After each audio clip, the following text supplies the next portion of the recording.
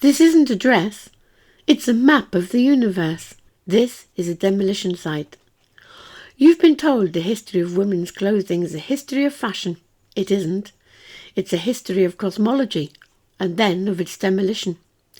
For centuries, women did not just wear clothes. They wore a world, not for ceremony, but for every day. The bodice was the square earth, straight, still and grounded. The skirt was the circular heavens, laid flat, a circle, set it in motion, a dome. For 800 years, women across Europe wore the sky, sometimes gathered, sometimes extended, but always there. This wasn't decoration, and it wasn't metaphor. It was a cosmological structure made visible in cloth. The woman lived inside it, a mobile sanctuary, a private vault of movement, carrying the shape of the cosmos with her wherever she went. Every woman who crossed the room was an image of the cosmos, earth, heaven, and the woman, the maid, between them, the living axis where the two worlds meet. The final sudden break with this symbolism came not from women, but from a commercial balance sheet. It was almost overnight, in the years just before the First World War.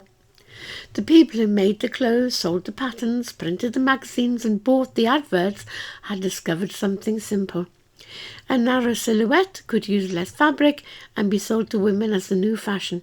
Less fabric, same price, higher margin, so the old form was priced out, promoted out, manufactured out.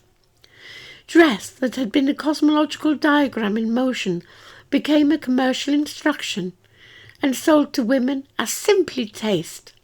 That is the great reversal. The old garment gave the woman a shape to inhabit.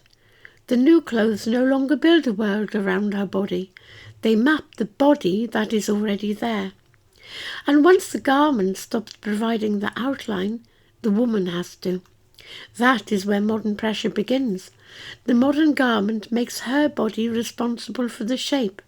Her body becomes a thing that must be shaped, reduced, tightened, corrected and judged. That is not neutral.